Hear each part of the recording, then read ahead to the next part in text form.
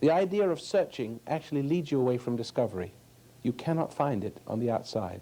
When I was a little boy, I had the question when I mean, it's been 3 or 4 years old. I don't know, maybe 5, 6, I can't remember. I remember being conscious for the first time. As a matter of fact, there are moments in your life you have a moment of extreme awareness. Coming out of a school one day, suddenly I realized I was on this earth. Just walking down the steps of the school. And I can remember that moment as clear as the day, but just because it was an important moment.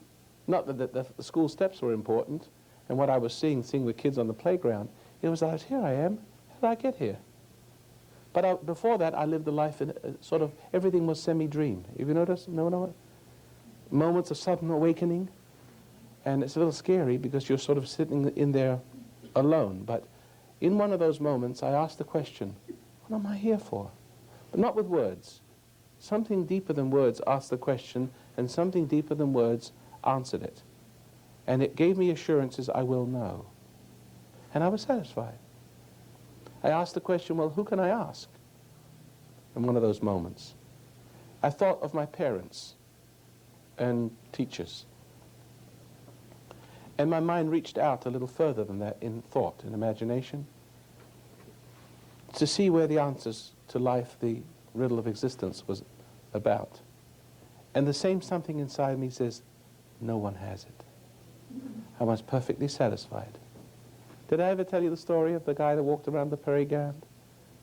You didn't hear it? Oh, you must be all new listeners. Good, I get another laugh. It's like this. It's this fellow walking around the parade ground picking up pieces of paper because he's in the army. And he's picking up pieces of paper and saying, that's not it. No, that's not it.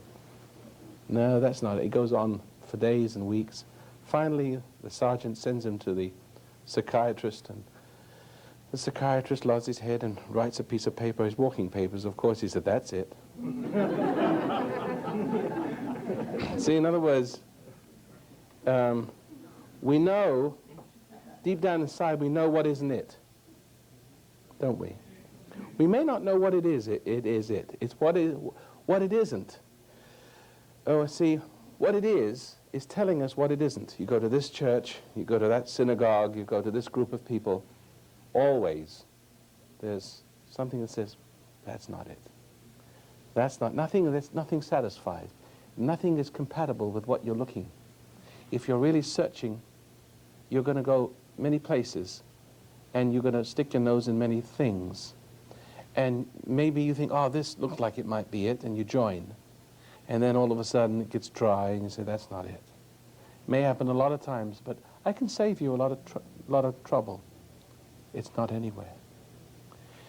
Because what is it is telling you that's not it. That's it.